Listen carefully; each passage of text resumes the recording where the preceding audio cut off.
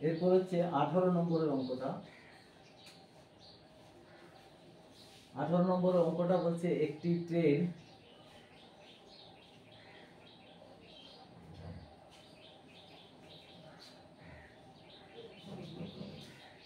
দশ সেকেন্ডে 150 মিটার লম্বা প্ল্যাটফর্মে দাঁড়ানো একজন লোককে অতিক্রম করে প্ল্যাটফর্মটি অতিক্রম করে 22 সেকেন্ডে। হিসাব করে দেখি ট্রেনটির দৈর্ঘ্য ও গতিবেগ কত। তো এখানে দেখো 10 সেকেন্ডে অতিক্রম করছে 150 মিটার লম্বা প্ল্যাটফর্মে দাঁড়ানো একজন লোককে, আর প্ল্যাটফর্মটি অতিক্রম করে 22 সেকেন্ডে। তাই প্ল্যাটফর্মটি অতিক্রম করছে কি রে? প্ল্যাটফর্মের দৈর্ঘ্য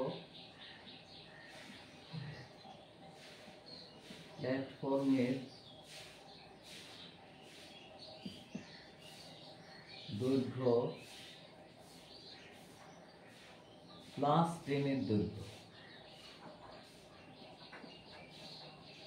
দৈর্ঘ্য অতিক্রম করে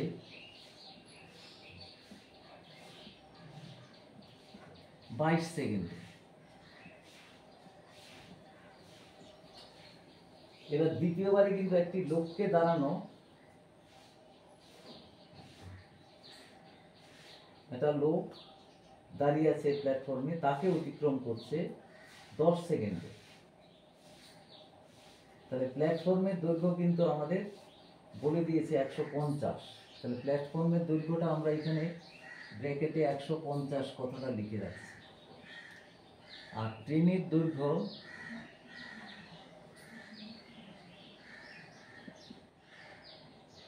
অতিক্রম করছে 10 সেকেন্ডে। দেখো তাহলে প্ল্যাটফর্মের দৈর্ঘ্যটা হচ্ছে, এখানে যদি আমি বিয়োগ করি তাহলে এটা 150। ট্রেনের দৈর্ঘ্যটা মাইনাস হয়ে যাবে। ট্রেনের দৈর্ঘ্য মিটার দৈর্ঘ্য অতিক্রম করে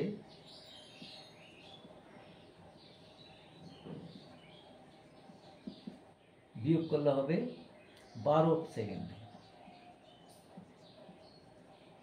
এবার ঘুরিয়ে দিচ্ছি, তাহলে 12 সেকেন্ডে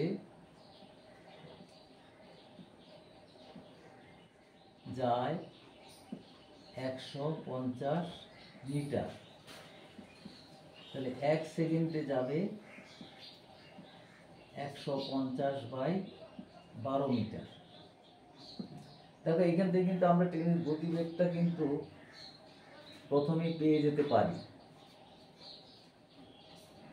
তো তাও করে নেওয়া যায়। আর ট্রেনটির দৈর্ঘ্যটাও হিসাব করতে হবে। তাহলে আমি যদি 22 সেকেন্ডে হিসাব করি কত হবে? 22 সেকেন্ডে যাবে তাহলে 150/12 ইন্টু 22। তাহলে এটা 6 দিয়ে কাটলে 2,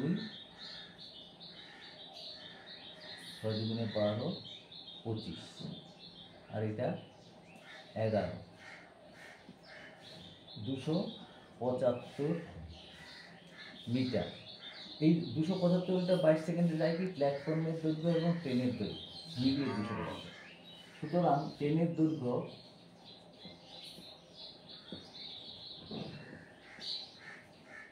হবে 275 বিয়োগ 150 সমান হবে 125 মিটার। ট্রেনের দৈর্ঘ্যটা হয়ে গেল। এবার গতিবেগ হচ্ছে 3600 সেকেন্ডে কত যায়? 3600 সেকেন্ডে যায় কত হবে? 1 সেকেন্ডে যাচ্ছে, এখানে দেখো 150/12 ইন্টু 3600, এত মিটার। তাকে যদি আমি 1000 দিয়ে ভাগ করে দিই তাহলে কিলোমিটার হয়ে যাবে। এত কিলোমিটার 1 2 3 কেটে গেল, 12 দিয়ে 3, তার মানে 45 কিলোমিটার। তাহলে গতিবেগ কত হলো? গতিবেগ হলো 45 কিলোমিটার প্রতি ঘন্টা। এবার 18 পরে আমরা যাব এবার 20 নম্বর অঙ্কটাতে।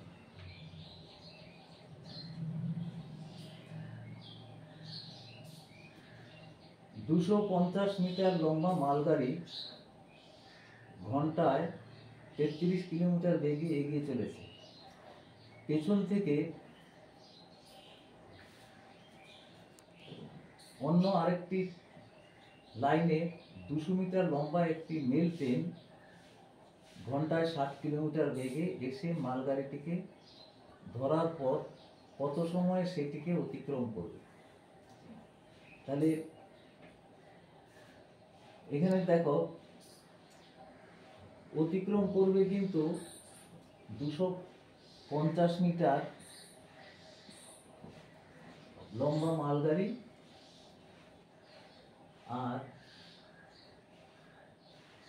মেল ট্রেনের দৈর্ঘ্য, দুটোর দৈর্ঘ্য হচ্ছে 200 মিটার। সেটা হচ্ছে 450 মিটার।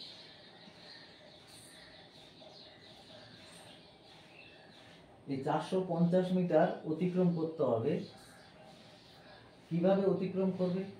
আচ্ছা, মালগাড়ি এবং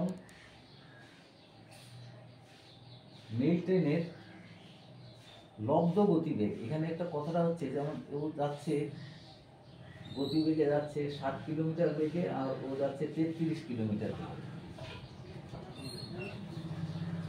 তাহলে এটাকে লব্ধ গতিবেগ বলে। ট্রেন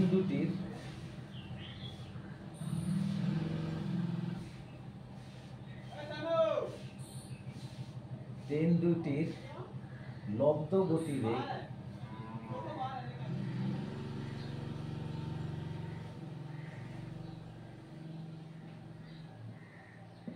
গতিবেগ হবে 60 বিয়োগ 33।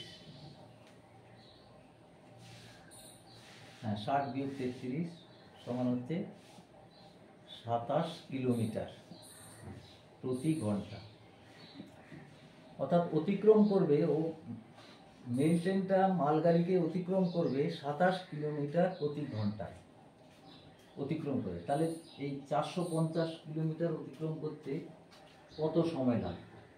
এখানে তাহলে আমাদের দূরত্ব, গণিতের ভাষা সমস্যাটি হলো দূরত্ব, আর এটা হচ্ছে সময়।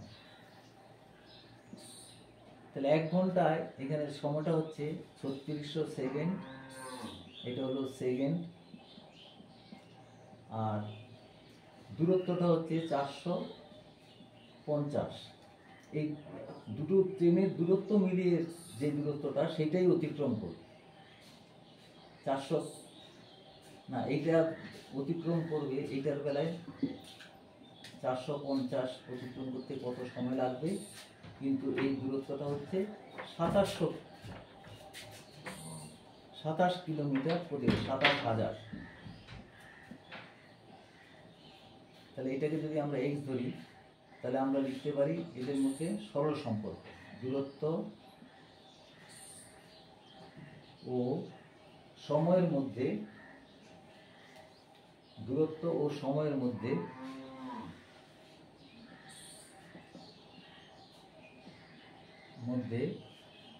সরল সম্পর্ক। তাহলে আমরা লিখতে পারি x is to 3600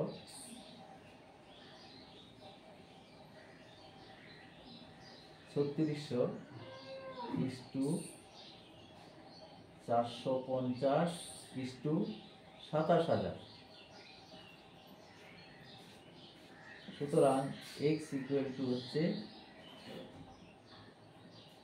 3600 গুণিত 450 বাই 27,000। তিনটে শূন্য কাটলো।